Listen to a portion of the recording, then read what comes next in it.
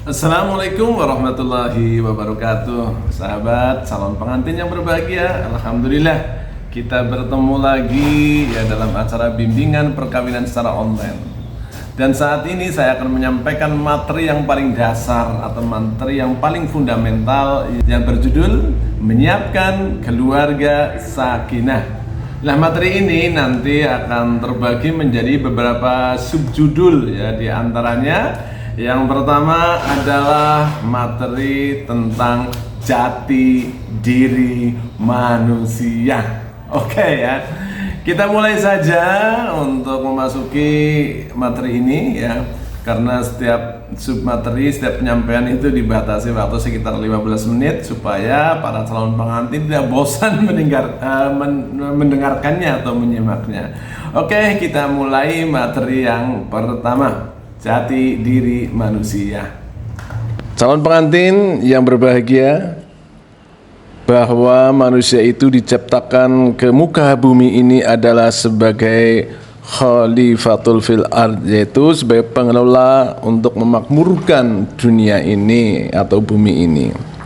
Nah, dari situ maka dibekali untuk mengelola itu ya dengan visi dalam agama Islam, yaitu wama arsalnaka illa rahmatan lil alamin, dan tidaklah saya mengutus engkau ya Muhammad kecuali untuk memberikan rahmat kepada seluruh alam, memberikan kasih sayang kepada seluruh alam. Artinya bahwa manusia yang hidup di muka bumi ini itu berkewajiban dalam mengelola bumi ini adalah dengan senantiasa memberikan kasih sayang terhadap sesamanya, termasuk dalam hal ini, dalam hal berumah tangga antara calon suami dan istri juga harus menebarkan kasih sayang terhadap pasangannya, sehingga kalau kita sama-sama mempunyai tujuan yang sama ini, maka akan terbentuk keluarga yang penuh dengan kasih sayang, dan nanti akan terbentuk keluarga yang sakinah.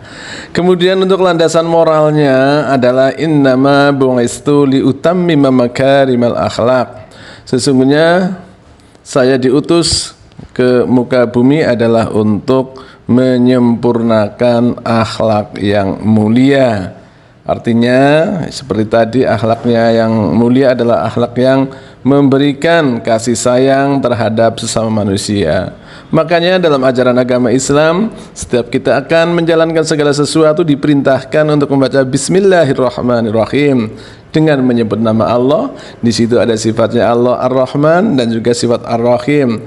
Artinya ketika kita akan menuju pekerjaan mengingat pada Allah, maka kita ingat bahwa Allah itu mempunyai sifat Ar-Rahman dan Rahim, sehingga kegiatan kita yang akan kita laksanakan itu mencerminkan sifat Allah, yaitu memberikan kasih sayang. Jangan sampai tindakan kita justru bertentangan dengan prinsip rahmatan lil alamin. Suami dan istri ini di hadapan Allah ya, posisinya adalah sebagai hamba. Hamba ini akan beribadah kepada Allah Subhanahu wa taala ya. Ya ayyuhan nas, inna khalaqnakum min dzakari wa unsa wa ja'alnakum syu'uban wa qabaila lita'arafu inna akramakum 'indallahi atqakum. Jadi ya wahai manusia, sesungguhnya saya menciptakan kalian dari laki-laki dan perempuan. Nah ini laki-laki dan perempuan, pasangan suami istri, bangsa yang berbeda-beda ya.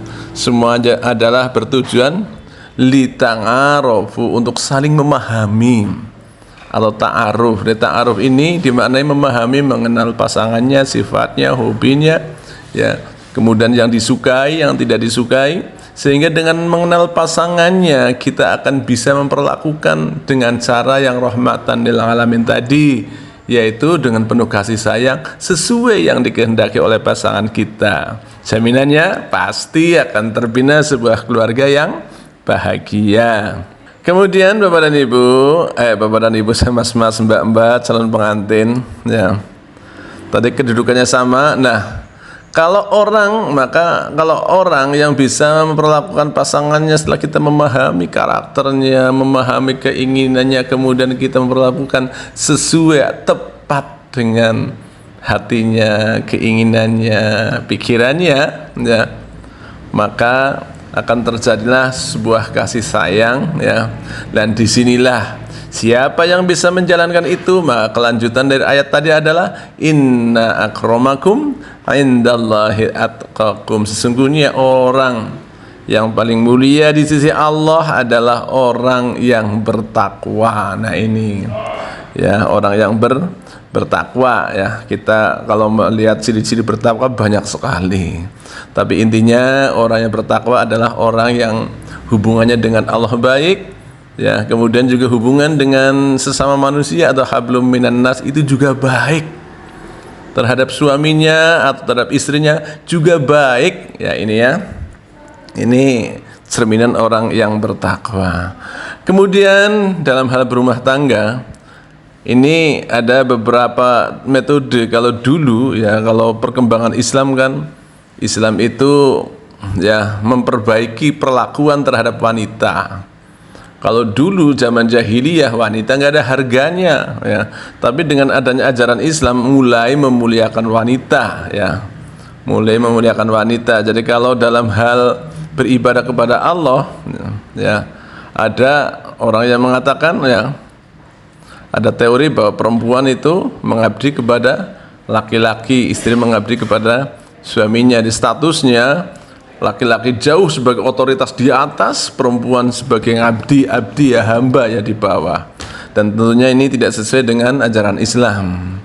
Kemudian ada juga model yang kedua, yaitu untuk mengabdi kepada Allah, perempuan mengabdi dulu kepada suaminya, dan suaminya baru mengabdi kepada Allah. Jadi perempuan itu, ya, jadi untuk hierarki menyembah Allah sebagai hamba Allah tadi, ya, maka perempuan itu mengabdi kepada suaminya dan suaminya itu nantinya mengabdi kepada Allah.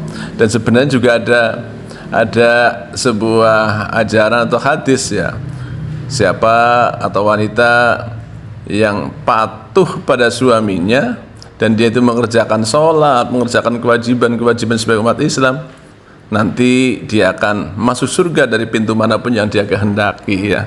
Jadi intinya sebenarnya, ya, perempuan itu juga harus menjalankan ajaran agamanya. Jadi tidak semata-mata yang dia menyebabkan dia itu masuk surga dari pintu manapun yang dia kehendaki itu bukan dari semata-mata dari taatnya pada suaminya, tapi dia itu mengerjakan ajaran-ajaran agamanya. Nah, ini ajaran yang ideal, ya, karena dari ayat yang tadi kan, dari laki-laki dan perempuan, Allah menjadikan laki-laki dan perempuan bersuku-suku dan berbangsa-bangsa, ya, sama kedudukannya li ta'arufu. Maka di sini dalam beribadah kepada Allah antara laki-laki dan perempuan itu seimbang, sama-sama mempunyai peran bersama, ya. Nah, dia itu dalam menyembah kepada Allah Subhanahu wa taala. Nah, gambaran seperti ini, ya. Gambaran seperti ini, laki-laki dan perempuan ini adalah kedudukan sebagai khalifatul fil ard, ya. Dalam lingkup terkecil adalah kehidupan rumah tangga, yaitu bagaimana mengelola bumi di tingkat keluarga, ya. Nah, di dalam mengelola ini maka laki-laki dan perempuan, ya, sama, ya. Kalau dalam hal hablum minallahnya, itu bagaimana itu mentauhidkan Allah, ya, dengan wiridan-wiridan zikir kepada Allah Subhanahu wa taala, mencerminkan bagaimana dia tauhidnya semakin kuat, ya. Kemudian juga sama antara laki-laki dan perempuan dan mengelola bumi atau mengelola lingkup bumi yang terkecil yaitu rumah tangga, juga bagaimana dia itu bisa membuat maslahat atau kebaikan. Lingkup yang terkecil kebaikan di keluarga, kemudian lebih besar lagi di RT, lingkungan desa, kecamatan, dan meningkat terus sampai skala yang lebih luas, selalu membuat maslahah atau kebaikan, menebar kebaikan. Nah, inilah kalau sudah bisa menjalankan itu, maka dia itu sudah berfungsi sebagai khalifatul fil ard, sebagai hamba yang mutakin, ya, yang menghamba kepada Allah, dan nanti laki-laki dan perempuan akan menemui kenikmatan di akhirat di sana, ya. Itu bagi yang membuat maslahah dan tauhidnya itu kuat. Tapi kalau yang membuat kerusakan, ingkar kepada Allah, di akhirat juga akan menemui, ya, akan menemui balasannya, yaitu siksa api neraka. Nah, inilah gambaran tentang jati diri manusia, ya.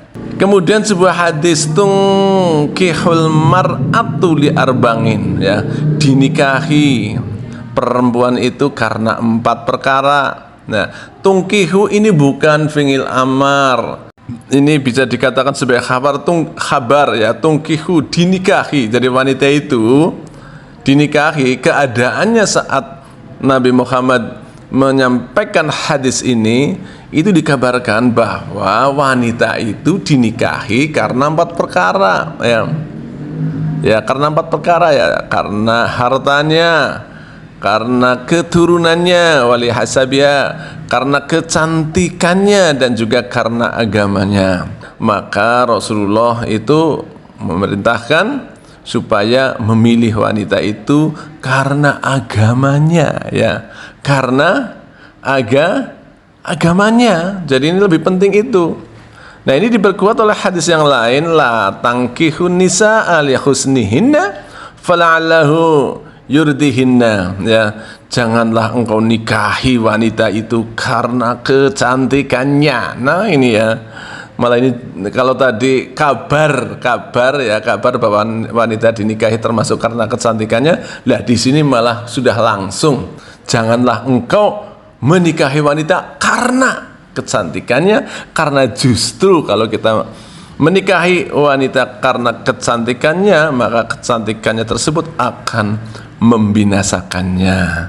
Walalimalihinna fala'allahu yudghihinna. Jadi janganlah engkau menikahi wanita juga karena hartanya, karena kekayaannya, ya. Karena boleh jadi harta akan menyebabkan melampaui batas. Maka nikah wangkihuhunna liddin, maka nikahilah para wanita itu karena agamanya. Jadi disinilah, ya, jadi jangan berpengertian bahwa untuk mencari seorang wanita itu harus mempunyai kriteria dari hartanya, dari keturunannya, dari kecantikannya, ya. Nah, tapi justru di akhir hadis ini kita diperintahkan untuk menikahi wanita karena pertimbangan agamanya, ya. Sungguh malah ini ada catatan yang sungguh budak yang hitam, yang cacat, namun baik agamanya, itu yang lebih baik. Ini Masya Allah, ya, ini diingatkan. Nah, inilah, ya, inilah dasar-dasar kita. Kalau kita menikah didasari dengan dasar-dasar agama, insya Allah nanti sebagai wasilah, salah satu wasilah atau jalan untuk mencapai kebahagiaan rumah tangga. Oke, ya, mudah-mudahan kita dapat memahaminya. Terima kasih. Assalamualaikum warahmatullahi wabarakatuh.